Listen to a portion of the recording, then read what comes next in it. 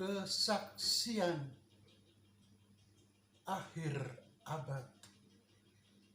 Puisi karya W.S. Rendra.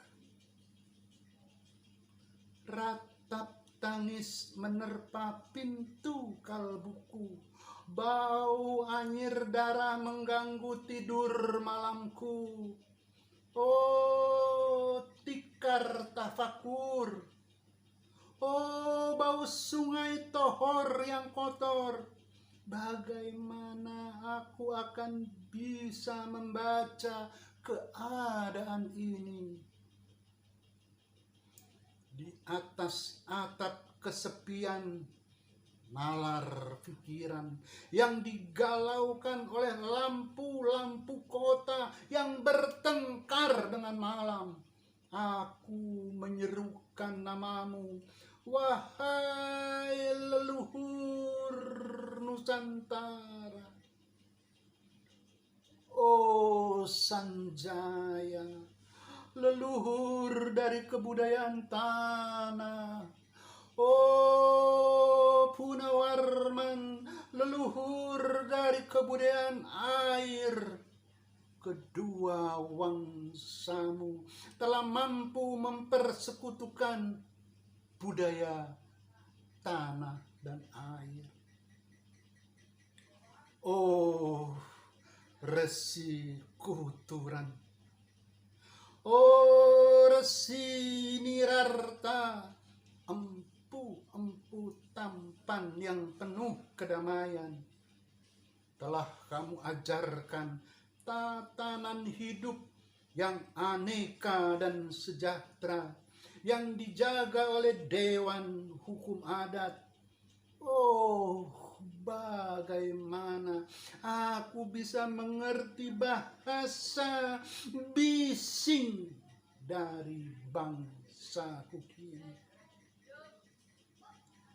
Oh, Kajau Lalido, bintang cemerlang tanah Ugi, negarawan yang pintar dan bijaksana.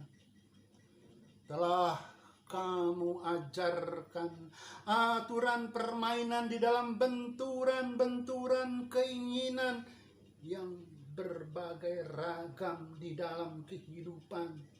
Ade, bicara, rapang, dan wari. Oh, lihatlah wajah-wajah berdarah dan rahim yang diperkosa muncul dari puing-puing tatanan hidup yang porak-poranda. Kejahatan kasat mata, tertawa tanpa pengadilan, kekuasaan, kekerasan, berak dan berdahak di atas bendera kebangsaan. Oh, anak cucuku, di zaman cybernetik, bagaimana akan kalian baca prasasti dari zaman kami? Apakah kami akan mampu menjadi ilham kesimpulan, ataukah kami justru menjadi sumber masalah di dalam kehidupan? Dengan puisi ini, aku bersaksi bahwa rakyat Indonesia belum merdeka. Rakyat yang tanpa hak hukum bukanlah rakyat merdeka. Hak hukum yang tidak dilindungi oleh lembaga pengadilan yang mandiri adalah hukum yang ditulis di atas air. Bagaimana rakyat bisa merdeka bila polisi menjadi aparat pemerintah dan tidak menjadi aparat hukum yang melindungi hak warga negara? Bagaimana rakyat bisa merdeka bila birokrasi negara tidak menjadi aparat rakyat, melainkan menjadi aparat pemerintah yang berkuasa? Bagaimana rakyat bisa merdeka bila hak pilih mereka dipasung? Tidak boleh memilih secara langsung wakil-wakil mereka di Dewan Perwakilan, dan juga tidak boleh memilih secara langsung camat mereka, bupati, wali kota, gubernur, dan presiden mereka.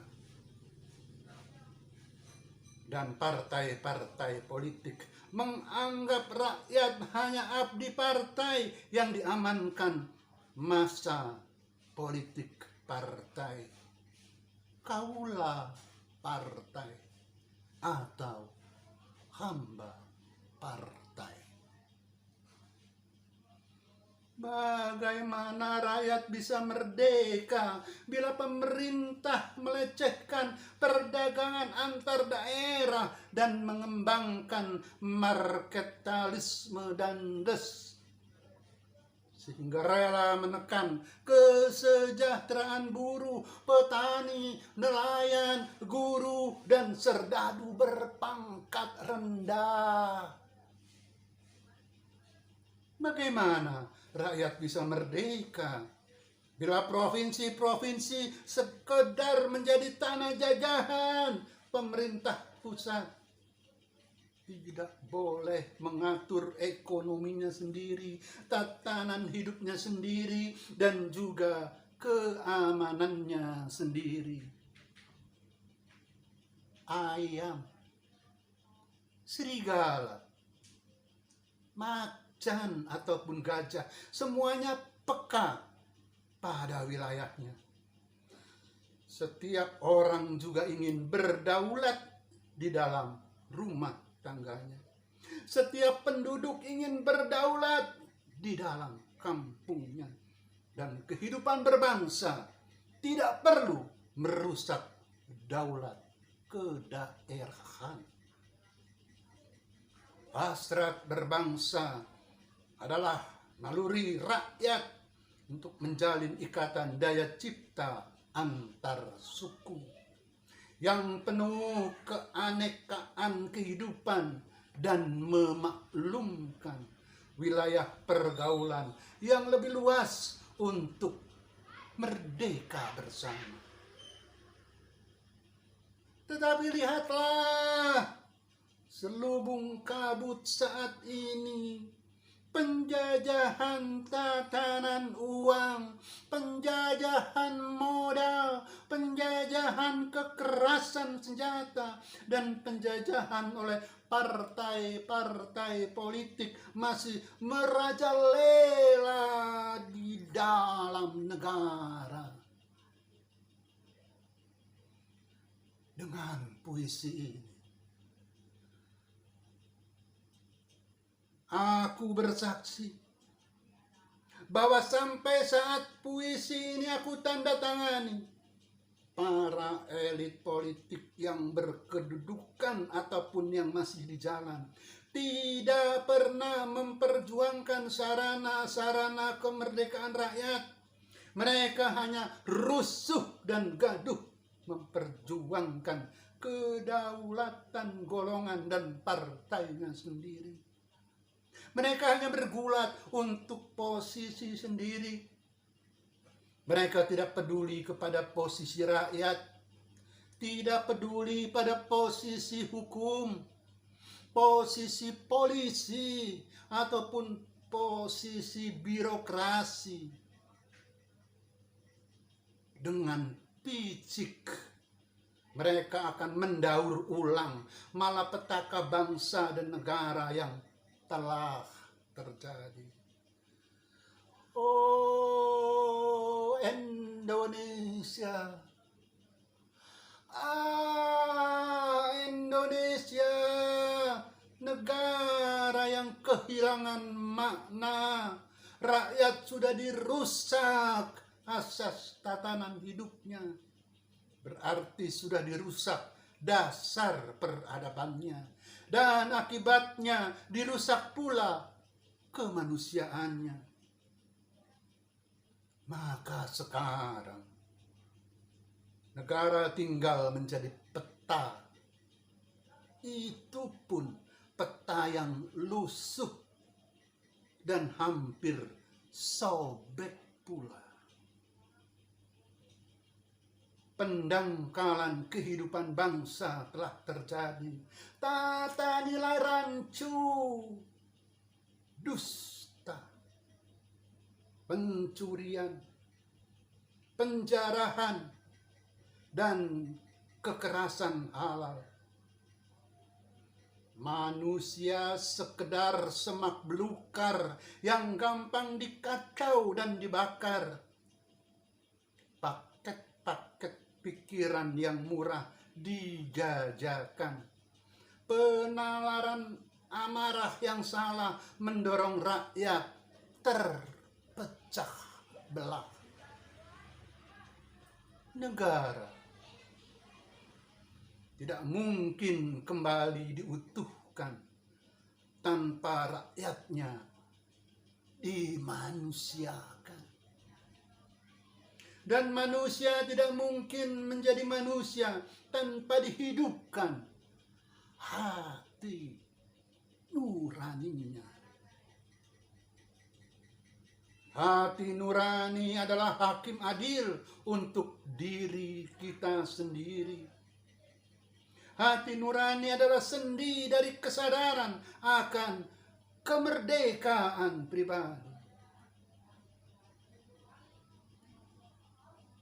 Dengan puisi ini aku bersaksi bahwa hati nurani meski dibakar tidak bisa menjadi abu. Hati nurani senantiasa bisa bersemi meski sudah ditebang putus di batang. Begitulah fitrah manusia, ciptaan Tuhan yang Maha Esa.